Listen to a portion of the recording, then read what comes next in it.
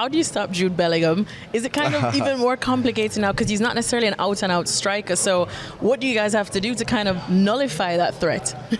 I think we have to. I think we have to finish the game before so that he cannot score in the last minute Exactly. the winning goal. So we have to at least be 2 ahead.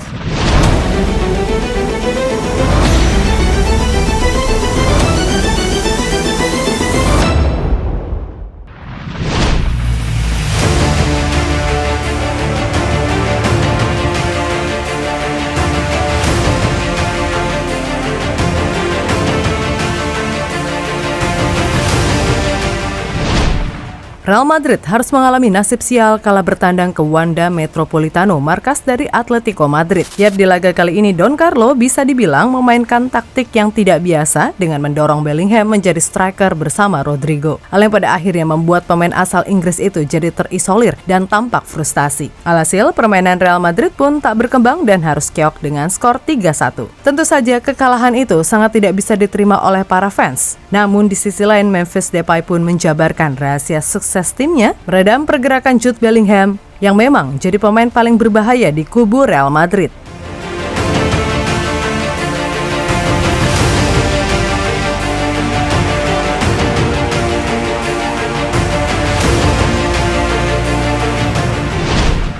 Real Madrid gagal untuk bisa merebut posisi puncak klasemen La Liga dari Barcelona. Hal itu terjadi usai mereka kalah dari sang rival sekota Atletico Madrid 3-1. Tentu saja banyak fans yang menyalahkan Carlo Ancelotti. Hal itu terkait taktik aneh yang ia terapkan di laga kali ini, sehingga membuat El Real kalah dari segala sisi.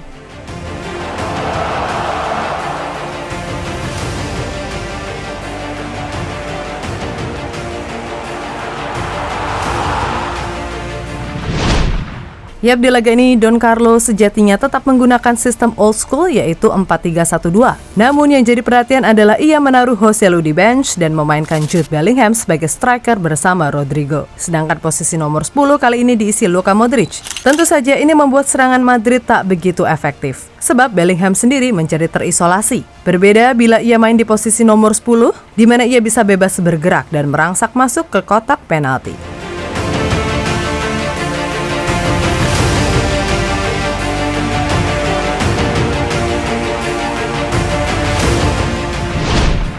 Lebih lanjut, berkat taktik aneh Don Carlo, Bellingham sampai frustasi dan harus diakui, penampilannya begitu di bawah standar seperti biasanya. Hal itu juga diakui oleh Diego Simeone, di mana ia pun mengatakan jauh lebih mudah mengantisipasi pergerakan Bellingham, karena biasanya jika di posisi nomor 10, akan ada peran Joselu yang bisa membuka ruang baginya. Jude Bellingham sering memanfaatkan permainan udara Joselu. Tanpa Joselu, ruangannya berkurang, ucap Simeone usai laga.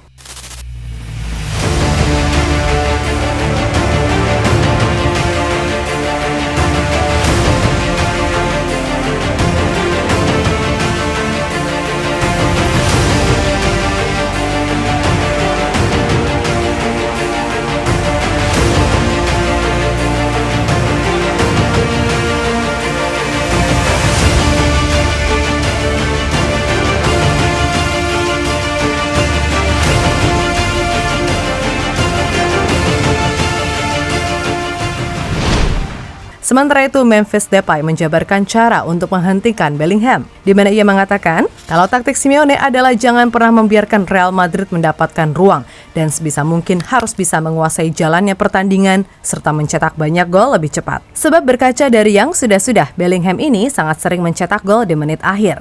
How do you stop Jude Bellingham? Is it kind of even more complicated now because he's not necessarily an out-and-out striker? So what do you guys have to do to kind of nullify that threat? I think we have to. I think we have to finish the game before so that he cannot score in the last minute the winning goal. So we have to at least be 2 ahead. Di sisi lain, Ancelotti sendiri mengaku kalau kekalahan ini murni kesalahannya. Meskipun begitu, ia tidak akan merubah sistem yang ada dan ia lebih menyoroti lini belakang yang begitu mudah untuk dijebol musim ini. Kami memulai dengan Modric sebagai pemain nomor 10 dan 2 penyerang, Bellingham dan Rodrigo. Mungkin seharusnya tim bisa bermain lebih baik ketika tim tidak melakukan apa yang seharusnya dilakukan. Tentu saja itu adalah tanggung jawab saya. Tetapi saya memiliki bahu yang lebar, itu tidak masalah. Kami tidak memulai pertandingan dengan baik atau bertahan dengan baik. Ketika mereka unggul 2-0, mereka memainkan permainan yang mereka inginkan. Atleti tampil lebih baik dari kami dalam hal ini. Saya pikir sistem bukanlah masalah, tetapi lebih kepada kerapuhan di lini pertahanan. Kami tidak kompak dan mereka memanfaatkannya. Masalahnya bukanlah di formasi. Formasi tidak akan berubah. Kami sedih dan marah seperti biasa ketika kami kalah. Tapi sampai saat ini kami telah bermain dengan baik. Ucap pelatih 64 tahun tersebut dilansir dari AS.